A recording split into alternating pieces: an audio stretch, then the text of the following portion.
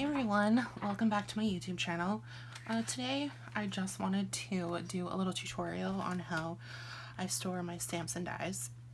I've had a few people message me, email me, and comment for some instruction on how I make these little goodie binders that store all of my favorite stamps and dies. So first of all, I have this storage container. It's just like a Sterilite, I think that's how you say it, storage container that I got at Michael's, and I got it for like $7, like super cheap. And I love that it has like this top compartment. So up here I store my label maker, which I really don't even use this anymore because I got the P-Touch, but I like to just hang on to it just in case. So I store all of the little rings that I use, and these I also pick up at Michael's when they're on sale. They're super cheap. It's like $2 or something like that for a pack of 9 usually. So I just have some different colors. I love the turquoise, the gold, and the black. Then I have some little tabs and washi tape. And then down in here is where I store my magnetic sheets, if I have pockets that I've already made. And then I have the inserts that are ready to go. So like all of my new Lawn Fawn stuff that I got, I had all of these made and ready to go when I got them. So what I do is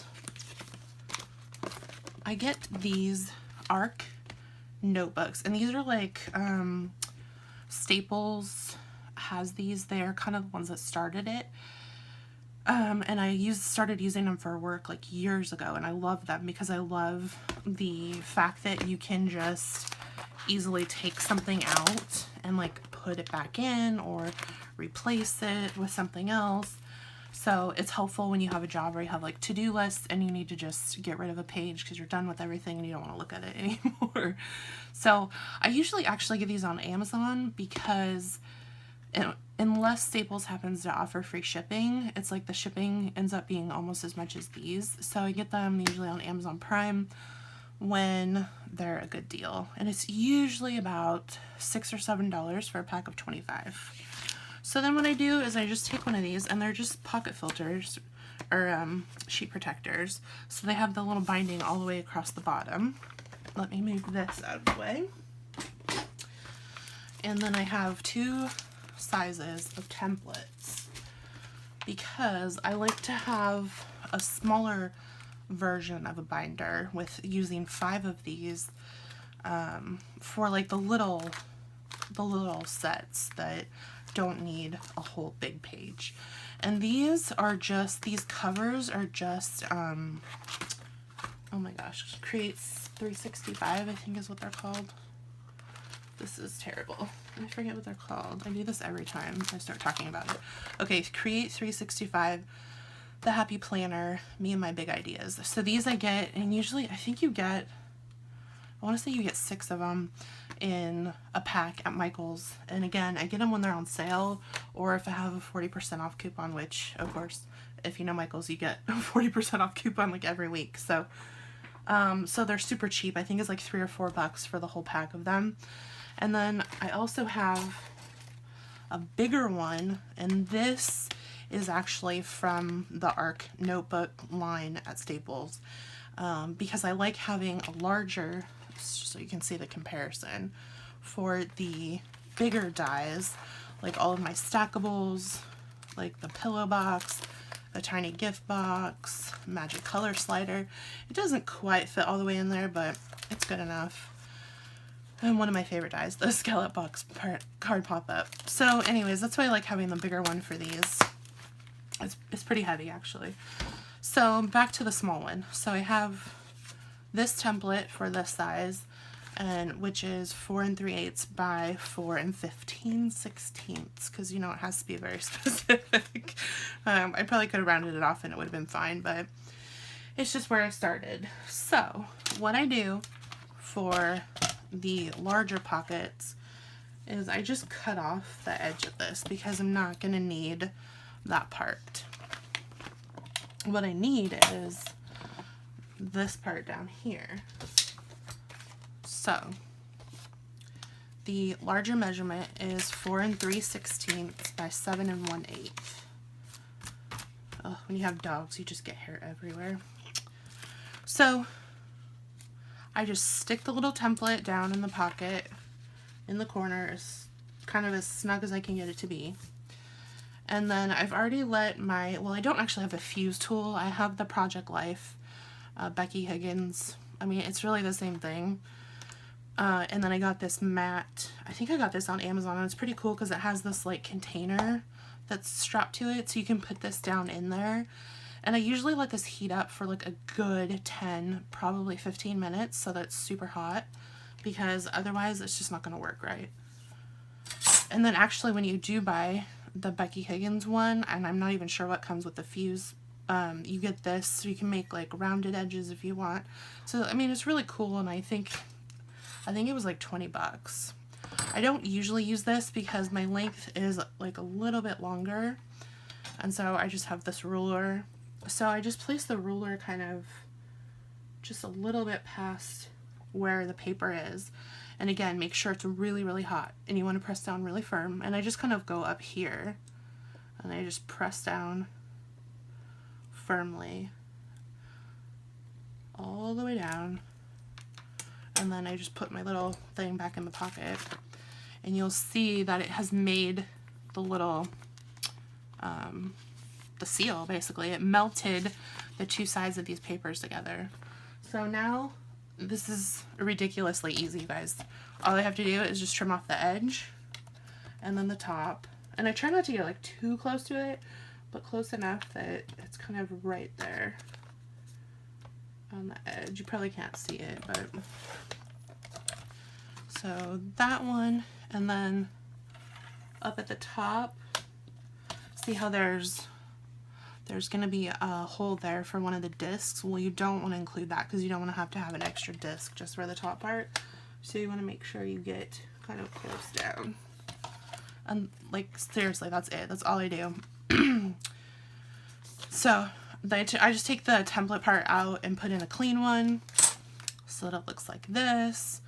And on what I started doing on all of them, just to kind of reinforce them, is to put washi tape on the side, because some of the dies, like if it's bulky like this and it's heavy, the weight of it might end up kind of having the seal come apart. But it's pretty durable. Like when you seal it with the fuse tool, it's crazy how it seals them together. So, but I usually will just put some washi tape down the side, and then on some of the heavier ones I'll put washi tape across the bottom too, even though that was already sealed before I got it, just, you know, to be safe and not have any of it rip. So these pieces, you can keep them because you can make like shaker pockets with them or something. You can just, you know, whatever you can use these for, just save those extra pieces so you have them. So now I'll show you what I do with the smaller one, because you can actually get two out of the one sheet protector. So if you have a lot of the smaller dies, it's great because you're gonna get two pockets out of one of these sheets. So then I just take the little template down in the corner, and again just take my ruler just a little bit past where that paper ends. And this, oh, I forgot. Okay, so this time I'm going, see there's the white paper, I'm going to scoot it over just a little bit. I probably should put it on the line so I can see a little bit better. So probably right about, sometimes it's kind of hard to make these little pockets because they're not sticky, but they're like, it's kind of hard on this little mat because it's silicone. Okay, that looks good. So now this time I'm going to start all the way up at the top, and I'm just going to press firmly all the way down. Again, just make sure this is super hot, otherwise you'll be wasting a pocket because it won't work. Okay, so then what we're going to do is trim off this part, and again, you don't want to get this other little disc thing. So we'll just go like that. And then now you don't need this part. Probably should have cut that side off first. But this is perfect for like a little shaker pocket, right? Because you can just use the fuse tool to go around it and you have a shaker pocket. So it's kind of like you get the most out of it, right? For what you've bought. Okay, so there's one pocket. This one is a little bit trickier because it's not sealed down at the bottom. So let's just show here. So for example, on this one, this is the sealed one down here. And then this one is one that I did myself. So let's just cut this side part off because we don't need this part. So then I will stick this template part up into the thing. Oops. So then you want to kind of make sure you pay attention to where the rings are. So I'm going to go actually all the way up to make my pocket. You'll see there's a ring here, here, here, here, and right here at the bottom. So you might kind of have to just scoot it down just a little bit. I don't even know how well if you can see that. I think it makes sense. So you just want to get the 5 rings and not the 6. But you don't want this one like too much at the top or too low down. So then let's just take this. And again, press down really firmly. And then just stop right there where that meets the perforation, I guess you would call it, that's already there. And then we'll cut off this extra part. We don't need that. And then we have 2 pockets. You'll see they're a little bit off. It's not always easy to get them, you know, so one's gonna be sitting up a little bit higher in the book.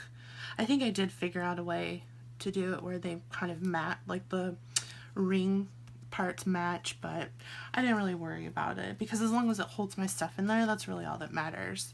So I'm going to end this part of the video and then I will start a new one and figure out a way to edit them. I'm not good at editing, you guys. It's not my thing. I would rather take the time to create. Plus, I have a full-time job, so I would much rather spend time creating with my free time than editing videos. But I do want to show you how I store them in all the binders on my shelf. So I'll be back in just a minute. Hi guys, so I'm back and I just wanted to show you how I store all of my little binders with my stamps and dies in them, so you can see really what a space-saving thing it is instead of having them in little containers or boxes or, I mean, wherever you store them. I just find for me, plus also seeing them out there and makes me want to use them more, and also it's just easier for me to get to so that I don't have to pull out any containers or anything. It's just like so easy that I can just grab them. So all of these over here, confession time, they're all Lawn Fawn because I'm kind of obsessed, in case you haven't been able to tell that. So I just have them labeled on the front. Like this is Borders, Standalone, Dies, and Scripty Words. That's the one I showed you earlier. Then I have Holidays. I had to start a new holiday one because I had so many Christmas ones. And then, so I just have them all labeled at the top, Lawn Fawn. And then these are just shelves that I got at Michael's, and they're actually technically supposed to have this little shelf part on them, but I removed that so that I could store them this way instead of laying them flat, because I just like them standing up better. So then over here are my other sad, lonely little sets that I don't have a lot of from the other companies. Simon Says Stamp, Hero Arts, Ariel, Reverse Confetti, Winnie and Walter. I actually do have more of these companies. I just haven't taken the time to put them, like, you can tell, like, I need to start a new binder or a new little thing for them, and I just haven't. Like, actually, they're all sitting right there, so there are a bunch more that I have. So I do love other companies too, not just Lawn Fawn, but right now that's my main collection is Lawn Fawn, because it's just, they're just so cute, and I love how I really can combine any of the sets. Anyway, so that is how I make those fun little binders to store my stamps and dies. It's just what works for me, so everyone's different. It's really inexpensive, and I just think it's kind of cute. It adds a little fun color touch, and I'm not too picky about all of the colors of the rings matching or anything. And you know, you get different